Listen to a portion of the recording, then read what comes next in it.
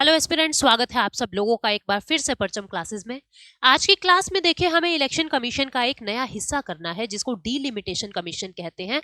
और इसी के साथ ही हम जानेंगे कि ये पार्टी को स्टेटस कैसे मिलता है, क्या कंडीशंस उनको पूरी करनी पड़ेगी नेशनल स्टेटस लेने के लिए, स्टेट पार्टी का स्टेटस लेने के लिए। ये चीजें ऐसी हैं जो बहुत कम किताबों में आपको मिलती हैं, इसलिए मैंने इसको इलेक्शन कमीशन के साथ ही इंक्लूड किया है, क्योंकि मेरा मकसद ये है कि एक टॉपिक शुरू कर रहे हैं तो उसको अच्छी तरीके से हम कंप्लीट कर लें। ठीक है, तो लास्ट क्लास में देखिए हमने क्या देखा था, एक बार मैं आपको बता दूं कि हमने लास्ट सेशन में क्या देखा था ताकि आप लोग एक रिकनेक्ट कर सको चीजों को। हमने ये देखा था इलेक्शन कमीशन के बेसिक फैक्ट्स। ठीक है, फिर हमने देखा था ये किस किस के इलेक्शन के लिए रिस्पॉन्सिबल होता है। फिर हमने ये देखा था कि इलेक्शन कमीशन के ऑब्जेक्टिव्स क्या है, ये करना क्या चाहता है।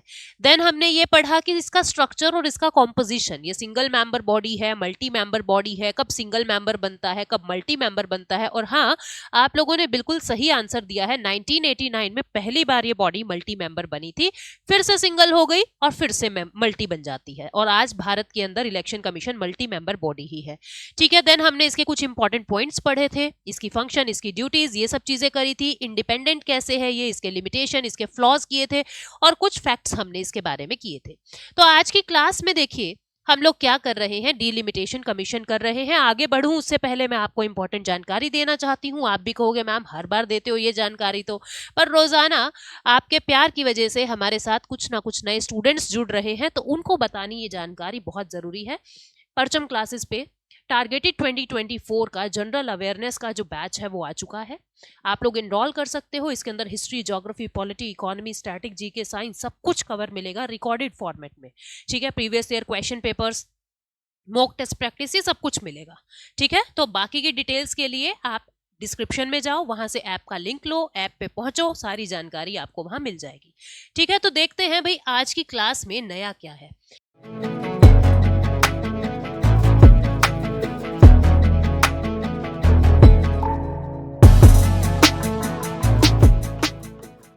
सबसे पहले तो ये नेशनल पार्टी और स्टेट पार्टी, देखो कोई भी जो पार्टी बनती है ना जिसने रजिस्टर करवा दिया, दो तरीके की पार्टीज होती हैं स्टूडेंट्स, एक होती है रजिस्टर्ड पार्टी, एक होती है अनरजिस्टर्ड पार्टी। रजिस्टर्ड पार्टी, ठीक है, अब जो भी पार्टी रजिस्टर्ड होती है वो ही इलेक्शन लड़ सकती है। अब ये रजिस्टर्ड होती है या तो एज अ नेशनल पार्टी और या एज अ स्टेट पार्टी, या तो एज अ नेशनल पार्टी या एज अ स्टेट पार्टी। और इलेक्शन कमीशन इनको ये बताता है कि तुम नेशनल पार्टी हो कि तुम स्टेट पार्टी हो। जो नेशनल पार्टी है, नाम से ही पता लगता है, उसका नेशन वाइड प्रेजेंस होता है। ठीक है, उसका नेशन वाइड प्रेजेंस होता है, पूरे भारत के अंदर उसका प्रेजेंस आपको देखने को मिलेगा। और जो स्टेट वाइड होती है वो किसी पर्टिकुलर रीजन के अंदर ही जानी जाएगी। ठीक है, इलेक्शन कमीशन इन दोनों को ही स्टेटस देता है, इसको भी और इसको भी, इन दोनों को स्टेटस इलेक्शन कमीशन ही देता है। अब देखो किसी को अगर नेशनल पार्टी बनना है तो उसको क्या क्या कंडीशंस पूरी करनी पड़ेगी। इनमें से और लगा हुआ है, ठीक है, और एंड का ध्यान रखना, कहाँ और है कहाँ एंड है, ध्यान देखो। देखो सबसे पहले इन सभी में से एक कंडीशन उसको पूरी करनी है। सबसे पहली कंडीशन क्या होगी कि 4 या 4 से ज्यादा स्टेट के अंदर उसको रिकॉग्निशन मिली हुई हो, मतलब वो केवल एक स्टेट या 2 स्टेट के अंदर पार्टी ना हो, 4 या 4 से ज्यादा स्टेट्स के अंदर वो पार्टी हो, सबसे पहली कंडीशन। या फिर उनके जो कैंडिडेट्स हैं उन्होंने टोटल वैलिड वोट्स का 6% सिक्योर किया हो 4 स्टेट्स के अंदर, जो भी लेटेस्ट लोकसभा या लेजिस्लेटिव असेंबली के इलेक्शन हुए हैं, 4 स्टेट्स के अंदर लोकसभा या लेजिस्लेटिव असेंबली के इलेक्शंस के अंदर लेटेस्ट वाले जो भी अभी पीछे हुए होंगे, ठीक है, उसके अंदर टोटल वैलिड वोट्स का 6% वोट हासिल किया हो। और ये पूरी एक कंडीशन है, ठीक है, ये पूरी एक कंडीशन है। और पार्टी ने at least 4 MP in last Lok Sabha poll, मतलब कि जो भी लोकसभा इलेक्शन हुए उनमें से कम 4 मेंबर ऑफ पार्लियामेंट इनकी पार्टी से आए हो। तो एक कंडीशन ये बनी, ठीक है, दूसरी कंडीशन ये बनी इन दोनों को मिला के। या फिर आपको क्या करना होगा, एटलीस्ट 2% लोकसभा के अंदर जितनी भी टोटल सीट्स हैं उनमें एटलीस्ट 2% ऑफ टोटल सीट्स आपने कम से कम 3 स्टेट्स से अक्वायर की हो। ठीक है, 3 स्टेट से कम 2% सीट्स आपने अक्वायर की हो। देखो फिर से बताती हूं, या तो आपकी पहचान 4 या 4 से ज्यादा स्टेट्स के अंदर हो, पहली कंडीशन, या फिर आपके जितने भी कैंडिडेट्स हैं जो भी लेटेस्ट लोकसभा या विधानसभा का इलेक्शन हुआ है उसमें टोटल वैलिड वोट्स का 6% वोट्स आपके कैंडिडेट्स ने लिया हो, या फिर 4 MP लोकसभा की इलेक्शंस के अंदर आपकी पार्टी से बने हो। दूसरी कंडीशन हो गई।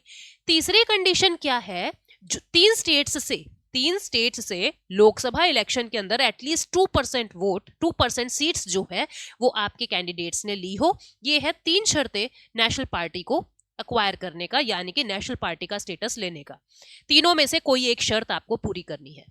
स्टेट पार्टी अगर आपको बनना है तो आपको कौन कौन सी कंडीशन पूरी करनी पड़ेगी। स्टेट पार्टी अगर आपको बनना है तो सबसे पहले तो या तो जो भी स्टेट लेजिस्लेटिव असेंबली का इलेक्शन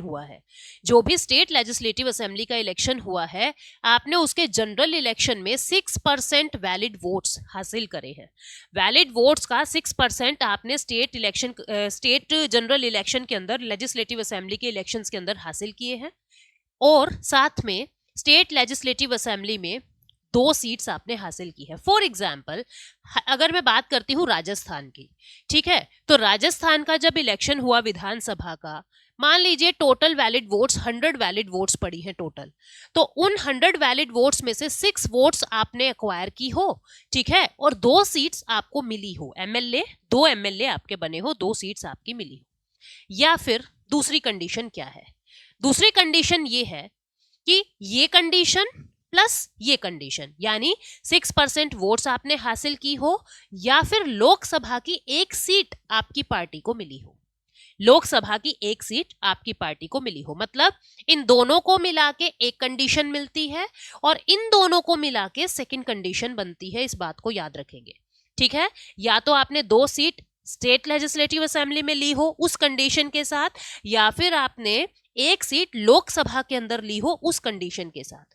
फिर उसके बाद और क्या क्या कंडीशंस आपको पूरी करनी पड़ेंगी। 2 कंडीशंस हमने देखी, थर्ड कंडीशन क्या है, आपने 3% सीट ली है लेजिस्लेटिव असेंबली के इलेक्शन में, या 3 सीट, या तो 3% ऑफ सीट्स लिया है, या तो 3% ऑफ सीट्स लिया है।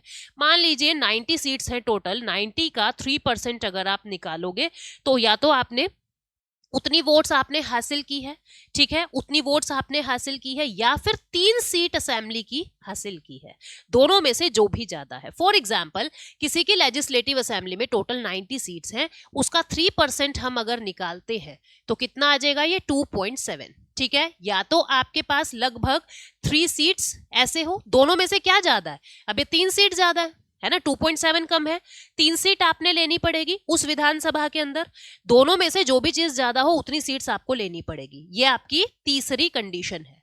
चौथी कंडीशन क्या है, एक सीट लोकसभा में, हर 25 सीट में से एक सीट आपकी होनी चाहिए। अगर आपको स्टेट पार्टी का दर्जा चाहिए तो लोकसभा की हर 25 सीट में से एक सीट आपकी होनी चाहिए, चौथी कंडीशन। पांचवी कंडीशन क्या है, टोटल वैलिड वोट्स का, जो भी जनरल इलेक्शन हुए हैं लोकसभा के या स्टेट लेजिस्लेटिव असेंबली के, टोटल वैलिड वोट्स का 8% वोट्स आपको मिलना चाहिए। फिर आपने कहीं की सीट ली है नहीं ली है, डजंट मैटर, ठीक है। 6% वोट्स के साथ तो आपको शर्तें पूरी करनी पड़ेगी, या तो लोकसभा की एक सीट या तो विधानसभा की 2 सीट। लेकिन 8% वोट्स अगर आप हासिल करते हो तो सीट मिली ना मिली कोई बात नहीं, टोटल वैलिड वोट्स का आपका 8% अगर वोट्स है तो ये भी आपकी कंडीशन बनती है। ये दिस इज 5th कंडीशन। तो टोटल 5 कंडीशन आपको स्टेट पार्टी बनने के लिए पूरी करनी पड़ेगी, ठीक है। फिर से दोहरा देती हूँ एक बार, स्टेट पार्टी कैसे बन सकते हो आप। स्टेट पार्टी बनने के लिए 6% वोट्स, टोटल लेजिस्लेटिव असेंबली के अंदर जो भी आपके स्टेट की लेजिस्लेटिव असेंबली में टोटल वोट्स जितना हुआ उसका 6% वोट्स और 2 सीट, ठीक है। या फिर 6% वोट्स और लोकसभा की एक सीट, या फिर 3% सीट्स, या फिर 3 सीट, दोनों में से जो भी ज्यादा हो वो अक्वायर करनी है। हर 25 सीट के ऊपर एक सीट लोकसभा के अंदर। और 5th कंडीशन है total valid votes in Lok Sabha और जनरल असेंबली के इलेक्शंस के अंदर 8% टोटल वैलिड वोट्स का आपने लिया हो। ये 5 कंडीशन अगर आप पूरी करते हो तो आप स्टेट पार्टी का दर्जा आपको मिलता है। आपको कमेंट सेक्शन में क्वेश्चन ये बताना है, आज के दिन भारत के अंदर कितनी नेशनल पार्टी है, आज के दिन भारत के अंदर कितनी नेशनल पार्टी है और कौन कौन सी है, उसका नाम भी आपको करना है कमेंट सेक्शन में, ठीक है। अब बात करते हैं एक नए टॉपिक की, दैट इज डीलिमिटेशन कमीशन। सबसे पहले तो ये डीलिमिटेशन होता क्या है। डीलिमिटेशन होता है, ये एक प्रोसेस है जिसके माध्यम से हम बाउंड्रीज फिक्स करते हैं। जैसे पूरे भारत के इलेक्शन एक वक्त में एक तरीके से कैसे ले सकते हो आप? तो हम क्या करते हैं, पूरे भारत को इस तरीके से विधानसभा क्षेत्रों में बांट देते हैं, ये कॉन्स्टिट्यूएंसी वो कॉन्स्टिट्यूएंसी, अकॉर्डिंग टू पॉपुलेशन हम क्या करते हैं, इनको विधानसभा क्षेत्रों में बांट देते हैं, इनको कॉन्स्टिट्यूएंसीज में बांट देते हैं। इसको बांटने को ही हम कहते हैं डीलिमिटेशन, यानी लिमिट्स लगा देना बाउंड्रीज पे। ठीक है, डीलिमिटेशन। अब देखो होता क्या है, कहाँ ये बातें लिखी हुई है कि ऐसे बाउंड्रीज बनानी है, कॉन्स्टिट्यूएंसीज बनानी है। यूनियन गवर्नमेंट के जब कभी भी इलेक्शन हो रहे हैं यूनियन लेवल के, तो आर्टिकल 82 में ऐसा लिखा हुआ है कि डीलिमिटेशन कमीशन बनाना होगा। और स्टेट इलेक्शन कमीशन के स्टेट के अंदर जब भी इलेक्शन हो रहे हैं, तो आर्टिकल 170 ये कहता है कि आपको डीलिमिटेशन कमीशन बनाना होगा। ठीक है, कौन बनाएगा? पार्लियामेंट को इनेक्ट करना पड़ेगा delimitation act after every census. जब कभी आपको पता है 10 साल में एक बार जनगणना होती है, 10 साल में एक बार सेंसस होता है, तो पार्लियामेंट को इनेक्ट करना पड़ेगा delimitation act after every census. Second point ये याद रखना है, ये एक इंडिपेंडेंट बॉडी होती है और ये इलेक्शन कमीशन के कोलैबोरेशन में काम करती है, यानी इसके ऊपर एग्जीक्यूटिव्स का कोई प्रभाव नहीं होता। एग्जीक्यूटिव्स इसके बीच में नहीं बोल सकते, नेता लोग, मंत्रीगण लोग, कोई बीच में नहीं बोल सकता। तो क्या याद रखोगे? Article 82 for union elections, article 170 for state election. ठीक है, इट्स एन इंडिपेंडेंट बॉडी, ये एक इंडिपेंडेंट बॉडी है। पार्लियामेंट को डीलिमिटेशन एक्ट इनेक्ट करना होगा, पार्लियामेंट की रिस्पॉन्सिबिलिटी है डीलिमिटेशन कमीशन बैठे, लेकिन इसको अपॉइंट कौन करता है? इस कमीशन में ऑफिसर्स को प्रेसिडेंट अपॉइंट करते हैं। ठीक है, इंडिपेंडेंट बॉडी है और इलेक्शन कमीशन के साथ काम करता है ये। इसका कॉम्पोजिशन क्या क्या होता है और इसकी अपॉइंटमेंट कौन करेगा? देखो, इसकी जो अपॉइंटमेंट है ना, वो प्रेसिडेंट करते हैं। इसमें जितने ऑफिसर्स अपॉइंट होते हैं उनको प्रेसिडेंट अपॉइंट करते हैं। किस प्रोविजन से? Under provisions of delimitation commission act, under provision of delimitation commission act. इसके अंदर कौन कौन लोग बैठते हैं? ठीक है, प्रेसिडेंट अपॉइंट करेंगे। कौन बैठेगा इसमें? एक तो रिटायर्ड सुप्रीम कोर्ट के जज होंगे, पहली बात ये। दूसरा, चीफ इलेक्शन कमिश्नर होंगे। तीसरा, हमारे रिस्पेक्टिव स्टेट इलेक्शन कमिश्नर्स होंगे। जैसे हमको जिस भी स्टेट की कॉन्स्टिट्यूएंसीज बांटनी है, उसी स्टेट के स्टेट इलेक्शन कमिश्नर्स वहां पे होंगे इस कमीशन के अंदर। एक रिटायर्ड सुप्रीम कोर्ट के जज, एक चीफ इलेक्शन कमिश्नर। ठीक है, टोटल 3 होते हैं ना, एक चीफ, बाकी अदर 2। तो उनमें से जो चीफ वाले हैं वो, और जिस स्टेट को आप कॉन्स्टिट्यूएंसीज में बांट रहे हो वहां के रिस्पेक्टिव स्टेट इलेक्शन कमिश्नर। फिर decision is final and can not be question before any court. Very very very important point. क्या कहता है? डीलिमिटेशन कमीशन जो भी कह दे वो डिसीजन फाइनल होगा, आपको मानना होगा, आप उसको किसी भी कोर्ट में क्वेश्चन नहीं कर सकते। ठीक है, उसको किसी भी कोर्ट में क्वेश्चन नहीं कर सकते। इसके फंक्शंस क्या क्या है स्टूडेंट्स? इसके फंक्शंस क्या है? बाउंड्रीज डिसाइड करना, ये लिमिट्स करता है बाउंड्री को। किसके बेस पे? पॉपुलेशन के बेस पे। इसी हिसाब से एवरी सेंसस, हर 10 साल के बाद देखा जाता है कि पॉपुलेशन कम हो रही है या ज्यादा हो रही है। उस हिसाब से लोकसभा की सीटें कितनी होगी किस स्टेट से, राज्यसभा की कितनी सीटें होंगी किस स्टेट से, विधानसभा की कितनी सीटें होंगी किस स्टेट से। तो ये सारी बातें डीलिमिटेशन कमीशन ही बताता है, और उसने जो बता दिया वो फुल एंड फाइनल है। आप कहीं पे भी उनको क्वेश्चन नहीं कर सकते, किसी भी कोर्ट के सामने, ना ही कोई कोर्ट उसके बीच में बोल सकती। ठीक है, उनका डिसीजन फुल एंड फाइनल होगा। अब ये कब कब भारत के अंदर बने हैं? देखो, 1952 में सबसे पहले डीलिमिटेशन कमीशन बना था, बिकॉज 1951 में सेंसस हुआ था।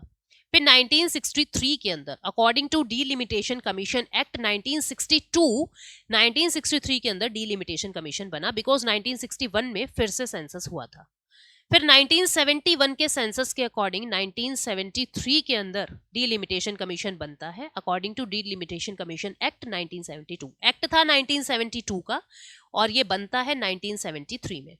यहाँ एक्ट था 1962 का और ये बनता है 1963 में। ये एक्ट भी 1952 का था और ये 1952 में ही बनता है।